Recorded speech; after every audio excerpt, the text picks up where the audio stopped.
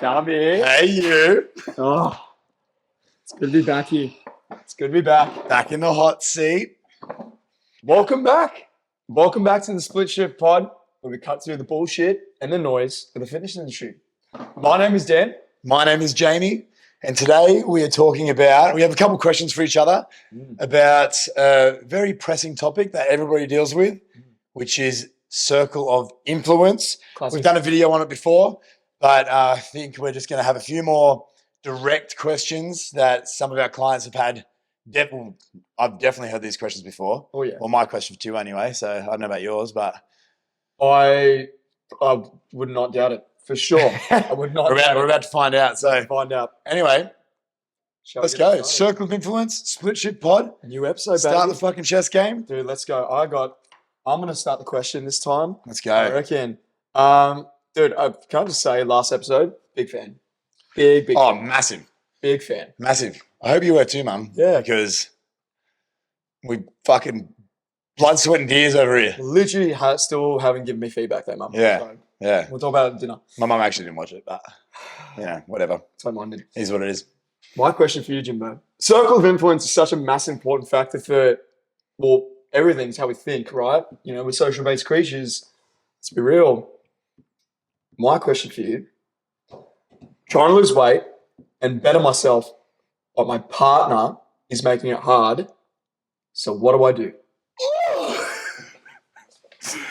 Hectic. That's a gnarly one. That is like... How many times have you heard that before? No, massively. And this is what I said actually in a previous episode. Or maybe was it an episode? I don't know. I think so. Either way, I've definitely videoed myself saying something like this before, along the lines of how if I'm coaching a client and their partner joins in with them, the results just fucking skyrocket. It's huge. Anyway, off topic. So you're trying to lose weight and your partner isn't on board. Just making it really hard for you. Like Not supportive. They're clearly not supportive. They want to you know, you be a sabotage with them. All that type of shit. Okay. Yeah. The first thing that number one thing, you need to realize that if somebody's not being, somebody in your life, say your partner, parents, fucking whatever, in general, somebody that's very close to you, but in this case, your partner, don't go in thinking that they want to sabotage your goals, or don't assume that they want to, or they have malintent. Don't assume they have malicious intent and they want to sabotage your goals. Mm-hmm. The odds are they genuinely love you the way you are, like I love you the way you are, you know, don't ever change. I love this question. Yeah. The odds are they love you the way you are, you know, so they don't want to see you change because they already love it. They love everything about you, you know. They're also subconsciously likely afraid that if you grow, you're going to fucking leave them. Yeah. You know, so they want to keep you here, but they probably don't think about it. So it is number one, it is your responsibility, not theirs, to explain what you're doing it and why you're doing it. So they can actually grasp the gravity of it. They can understand, okay, so they're trying to lose weight, whatever, you know, that's cool. They're trying to do it so they can actually be a better partner. Okay, that's a good thing for me. That's great. They want to be a better parent. Oh, wow, that's awesome for me and the family. Yeah. They want to be better at work, so they might actually earn some more money, which is really, really cool as well. Explain your why. Explain the reason why you actually want to do the thing. That is, as the person trying to change, that is your responsibility, not your partner's. Number one thing. From there, once you've explained exactly why it is that you're doing the thing, just run through that little list of circle of influence levels that we spoke about in the last circle of influence episode. It's a good episode, yeah. Amazing episode. What were they? So we have at the bottom, we have sabotages. So that's, you know, you say your friends, family members or whatever, somebody in your circle where they are either intentionally or non-intentionally sabotaging your results via negative talk, via just making it fucking hard for you in whatever other reason.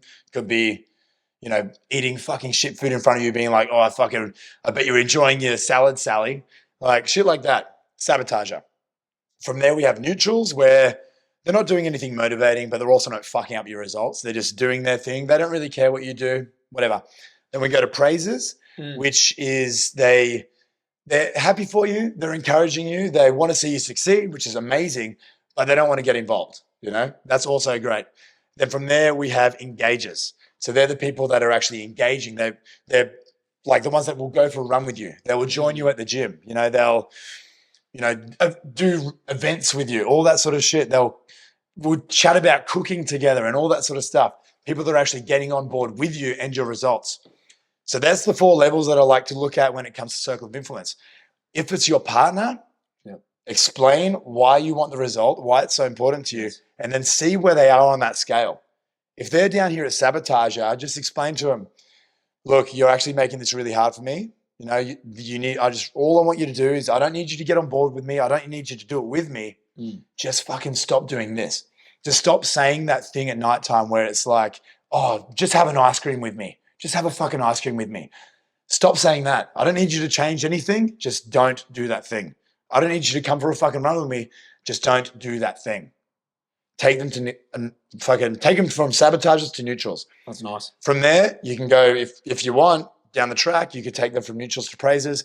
The goal is get them to engagers, get them cooking food with you, get them going for walks with you, get them bettering themselves. But the best way to do that is by showing them your results, showing them that you are actually here to stay, regardless of what they do.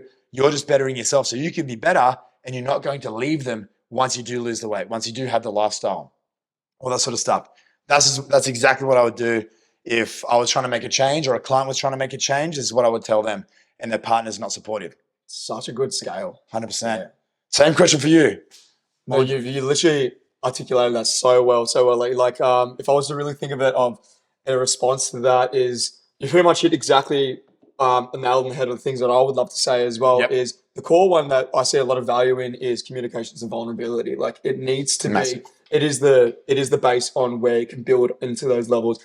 I think the biggest thing is that with communication and vulnerability, it's the hardest thing because they, again, like through my experience, especially with clients like that I've experienced as well, is that they're worried to tell them because they might be thinking they're being better than them.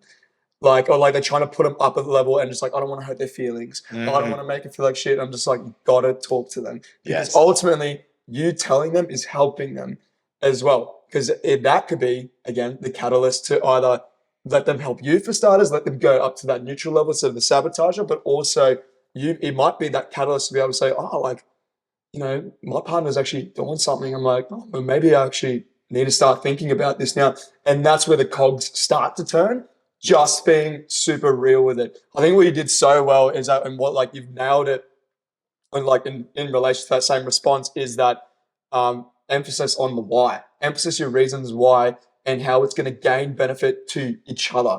Like, it's such a core thing too, because of course it's there. Like, the journey is for you. The journey is for your goals and your needs, but ultimately it's going to benefit so many different things around that lifestyle, around that circle of influence, around your circle, which is, chances are, is your family, is your partner, your kids, being that role model. Like, it's so special having, especially when you're looking at, like, not to get too much in the reason, like our reasons why, because it's a whole nother topic in itself, but having our reasons why and showing that's bigger than themselves starts to, like, bigger than the person, they start to see, they're like, fuck, they're actually doing this for so many different things, even for me. Yeah. That's special. Literally. That's so special.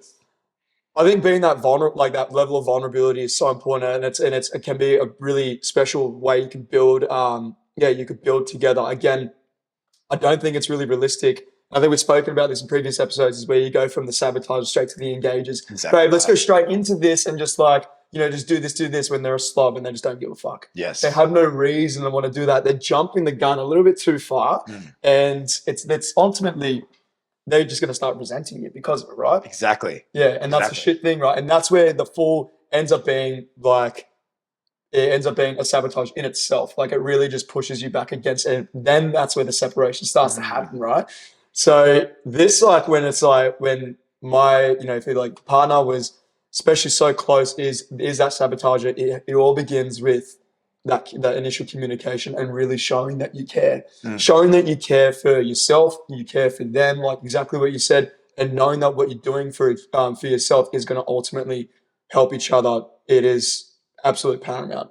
I think like following off that, going that tier list is that you slowly drip feed them into these things. I think what could be really beneficial is that how to get them moving up in the ladders is just slowly incorporating them into some degree, even if it feels like something that it just feels really simple, like really basic. It's just like, hey babe, can you just grab me some of the stuff out of the cupboard for dinner or whatever it may be, like, or can you, oh, what do you like? What do you think of a dinner? Like, you get to pick tonight. Let's pick something a little bit more, like, let's pick something a little bit more healthier. Let's just say, for example, and then like kind of pull the ball into their court, and then they start to think of like, well, now I'm like actually like, they're being a bit more proactive more than they realize, and now you're slowly getting them thinking of like, well, away from that sabotage mentality, saying, oh, let's just go get this ice cream, let's just go get this takeaway, and you are being that instigator, that catalyst for them without even them realizing, without even fucking realizing.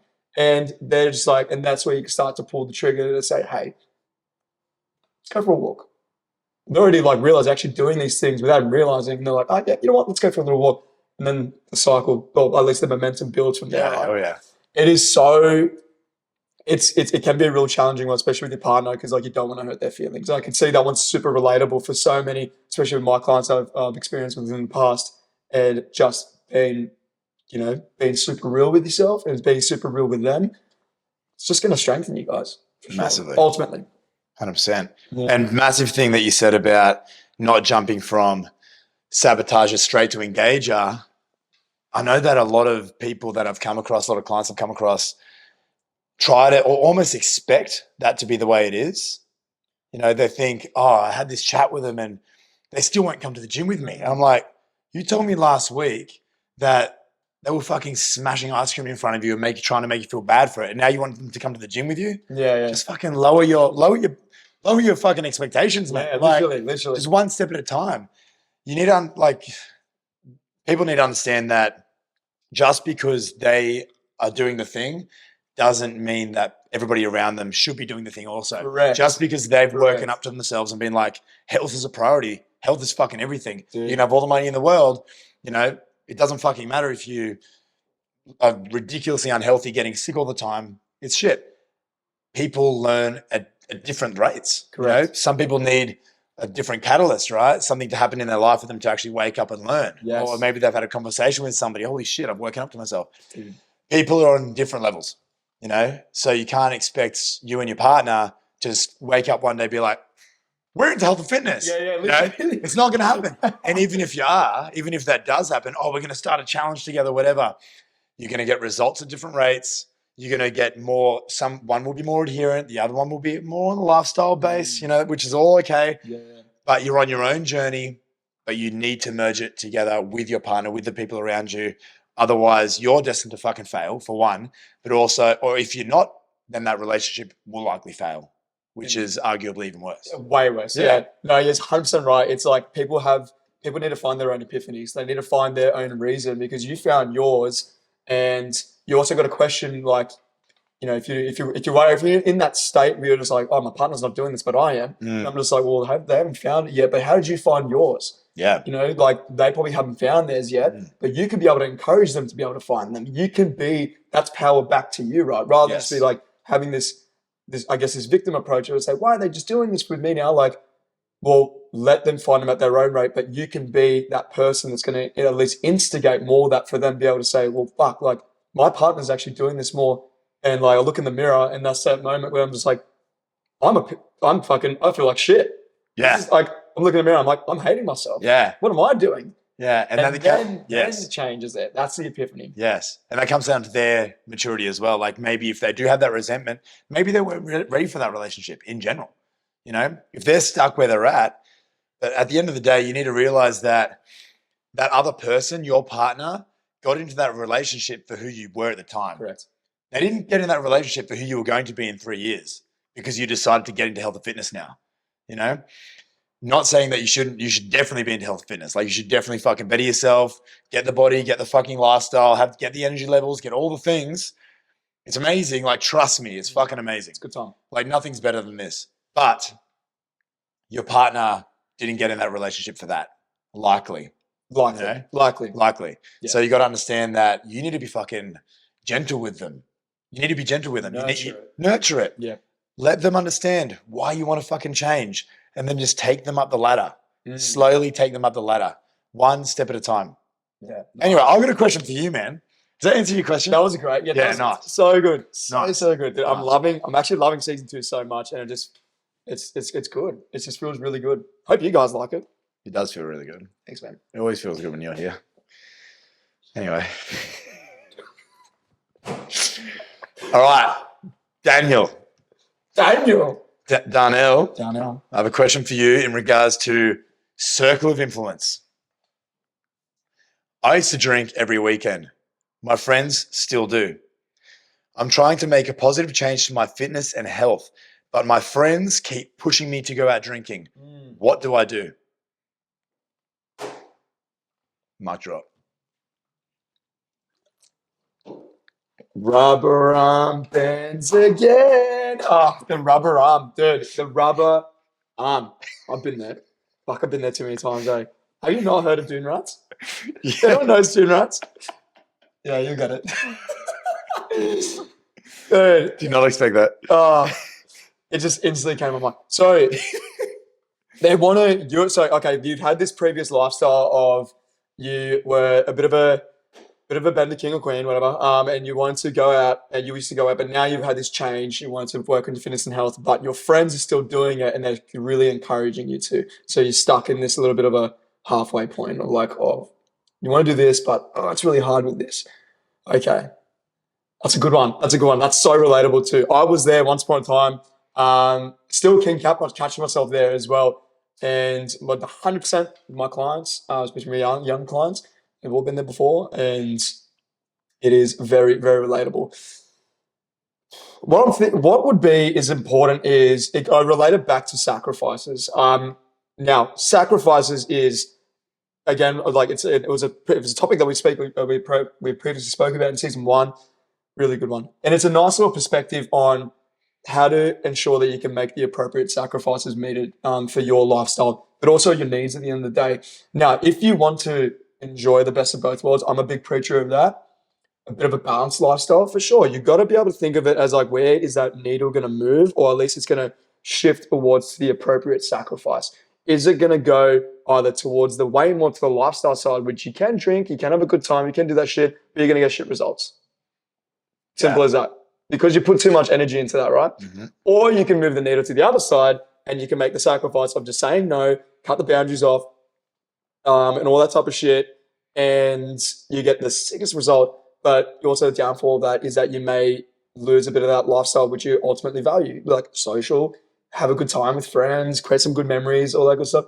That's good. How do we meet in the middle? So the thing is with that one is you got to make sure you got to pick the appropriate sacrifice for you. So this kind of depends on like the time of year, the event itself, and also ultimately what do you value more in the like at that stage of your life.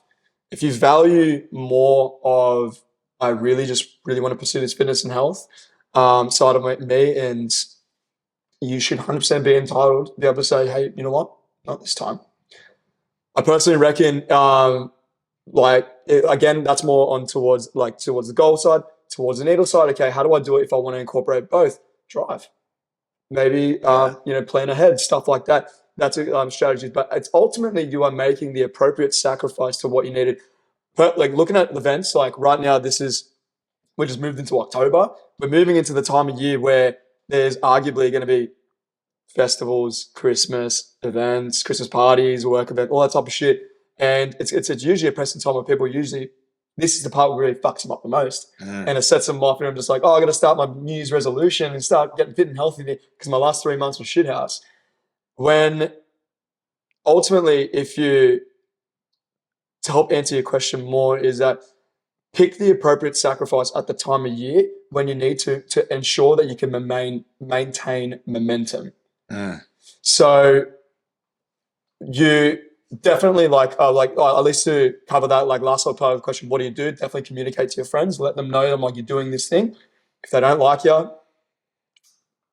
well, I don't know. I don't know about news to you. Yeah. Figure some shit out. That sucks. Yeah, it sucks. But 100% you want to pick the appropriate sacrifice to see what work for you best.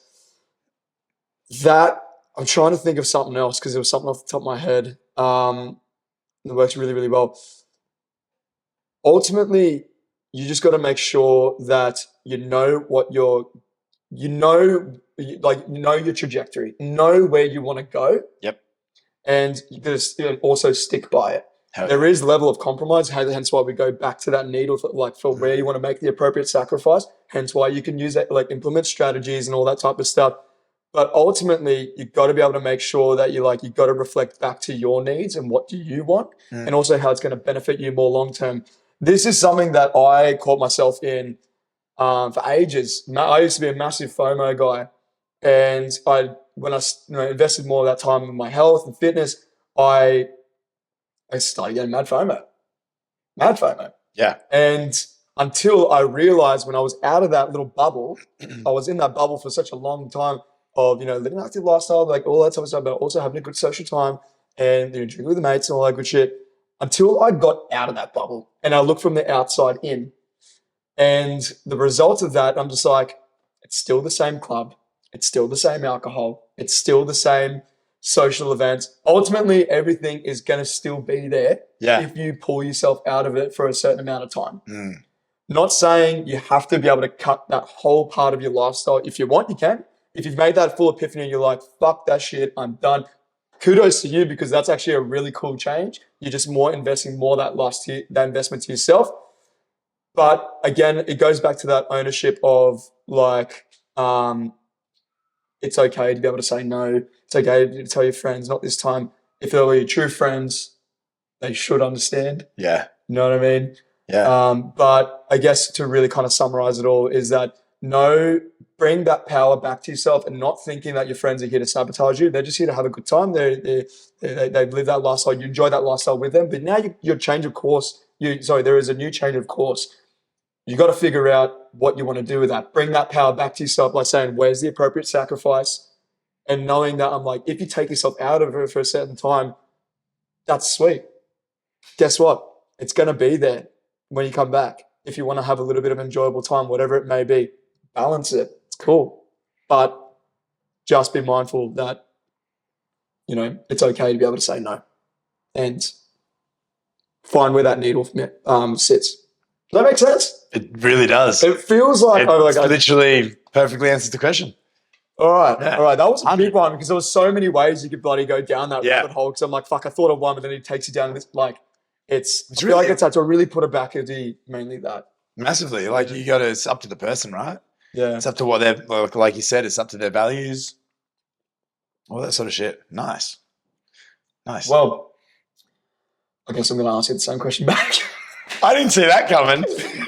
What? That's crazy. No, I'm interested to know your thoughts because, yeah. Yeah. So my first answer would be get a girlfriend that doesn't drink. So we did.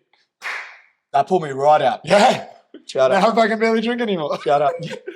But when we do get together for an event, for a weekend, for say a festival, whatever it is, we get on the piss. We get blind. And that's okay because it's not that fucking frequent and it's planned for. We know it's coming, right? It's not a weekly thing. Okay. But I guess the question was, my friends still do that. I still want to hang out with my friends. What should I fucking do? Yep. And exactly like you said, it's a sacrifice, right? Like you gotta choose which way you want to go. You know that you can't have your cake and eat it too. You can't. You can, but it's fucking hard. And the answer is steroids. But then you die at 30. So, you can't win. Young, wild, and free, I guess. Hard and fast, baby. Hard and fast. No, what I would say is ask yourself the question, my friends keep drinking. They're not changing. They might change down the track, but same as the relationship thing with your partner, you cannot expect them to change. And, nor should you want to. You're on your own journey. Don't fucking drag everybody else through it unless they can if they want to, but it's up to you. From there, you need to ask yourself, do I want to drink? Do I want to go out? Or is it something that I don't want to do? Yeah. If it's something that you don't want to do, but you still love your friends, but you actually don't want to drink, then I would say, don't fucking drink. Like you said, drive for one, or not. Or also, I would suggest find a new circle as well. Doesn't need to be in replacement of your current circle, but in addition to, find people with similar values also. Whoever you surround yourself with, often with frequency and intensity in particular, you're going to be like them. Or if you're around them all the time and they're always drinking, you're going to get that FOMO, or you're going to feel like the fucking outsider, which is also okay if you can handle that. But a lot of people can't handle that. Yeah. It takes a special person to be able to do that, and that's okay also. I would suggest find people at your local gym, start chatting to people. For the introverts there, stop fucking freaking out by this conversation. Go on an online dating website and just say, can we just hang out as friends? I don't know. Find a new circle with similar interests. That way you can still hang out with your mates. Maybe you see them for breakfast after their drinking night or whatever. I don't know. And then hang out with your other mates from the gym, go for a bike ride, whatever. Yeah. Find a new circle, add to your circle with people with similar interests. Yeah. That way you can still hang out with your friends in whatever capacity you want, but you also have something else. You have more circle. So you're not just that outsider. So you're not feeling like the outsider of your whole fucking life. That's number one. Now, if you do want to drink, but you are still trying to fucking have this lifestyle where you achieve awesome results, you have this awesome body, you have this energy level, but you want to drink all the time, understand that you can't be doing it every fucking weekend. It's not going to work. You definitely, like I said, you definitely can, but it's fucking hard, and it's probably not really worth it. There needs to be some sort of give. Either maybe drink less, mix the fucking vodkas with every second one, have a water, half the amount of drinks that you're having over a night, drive, whatever you want. Strategies, right? Yeah. Strategies, but make sure you're accounting for it. I think everything from today that we're talking about comes back to your own personal awareness of your goals, awareness of the reason why you're doing the thing, and awareness as to what it's going to take to achieve that goal if you want to maintain that lifestyle with that circle in mind. Understanding the emotional side of it, understanding that you are going to feel that FOMO, understanding that you are going to feel bad for telling your partner that you're trying to grow. You're going to feel bad in those scenarios and being okay with that. Is that worth that result? If it's not worth the result, then don't even fucking pursue it. I wouldn't even worry about it. Or just take little baby steps, go for a walk every day, whatever it is. Sure. But find out, just have awareness around the things that are actually important to that result. I think that's really it. Yeah. Like I said, just find out, yes, I want to drink, or no, I don't really want to drink. That's your first fucking question you got to ask yourself, and then go from there. If no, find a new circle, include them. You could even merge the friends. Maybe they'll let your current friends to do other things, and then just Deso David and be okay with that. Or yes, if you do want to drink, just change your lifestyle, mold it around it, drink less, plan ahead, do your calorie banking through the week, have a few less calories on the Friday so you can actually fucking drink a bit more, focus on protein, that sort of shit as well. So you can still stay in that either calorie maintenance, slight surplus or deficit, depending on what your goal is. Yeah, for sure. Just be real. Look at the fucking numbers. Look at the emotions behind it. Look at how you're going to feel in those scenarios and just weigh up what's worth what. I think perfect. No, Yeah. Hell yeah. No, I absolutely agree. I think it's so important it's like at least address the yes and no. I think I got to say this one thing as well is that nothing fucking kills me more when you are growing as an individual, and I can't stress this enough, is that people that don't, how can I say, it was that people don't align with you anymore. They are like an enemy to you now. When these people are really good to you at the end of the day. Yeah. This is something that when it comes to circle of influences, when you're growing, you're elevating. Remember, it goes back to that list, right? The sabotager. Why, when you make the switch, people demonize their own friends that was there for them and cared for them and stuff like that. When then that's a disservice for starters, and that's a shit thing to do. Yeah. And nothing nothing really annoys me more than you're making these changes and they're just saying, fuck that guy now. So I'm like, that guy was there for you, dude. It's like, that person was there for you, or your partner's there for you, stuff like that. So what point is it to really put those people down so they put you up? Yeah. It just makes you look worse. No, 1,000,000%. I fully fucking agree with that. Everybody's there in your life for a reason at the start. For sure. You know, if somebody's that close to you, there's a reason for it. You know, so yeah, just because you're growing doesn't mean that everybody else has to fucking grow also, or just because because what is growing anyway? You know, just because you're changing, you know, doesn't mean that everybody else has to fucking change. But you have this weird entitlement that, oh, what I do, everybody else around me has to do because I'm fucking so entitled. It's unbelievable. It's unbelievable. It's someone like with the circle of influence is that where was I going with that? Oh, I literally just had it. I just had it, but then I lost it. But then it's gone. Damn, but then it's gone. Just like that. Well, okay, so what do they say is that you are the top 6 people that you surround yourself with? Oh, yeah, some of the top 5 people. Top 5 you surround yourself with, right? Yeah, nice. And I think that's an important thing to recognize as well is that you can absolutely be that catalyst for other people as well. So if your drinking mates are all going out and again, they may be stuck in that cycle like you were, like you had your epiphany too. It goes back to that same question that you initially had is that you could be that first person that be able to say, you know what? I see Jamie doing that for himself. That's really, really sick. I'm going to do that too. I'm going to start joining. Maybe I'm going to start driving a little bit more. Yep. Like there is something that's infectious or like at least contagious about like doing things that's for you, and especially if you like have people that really value you in your life, they will rub off you or you'll rub off them. Good choice of words. Yeah. So Danny, like, well, it was a big thing. Danny just started rubbing me off, like, just recently, and it was fucking amazing. Like, is it? Well, circle of influence, man. This has been an interesting episode. But no, 100%. Like, yeah. If you can sort of do your thing, just keep to yourself. Talk to people about the things that you're doing, but don't expect them to fucking change, or even don't even expect them to give a fuck. That's also okay.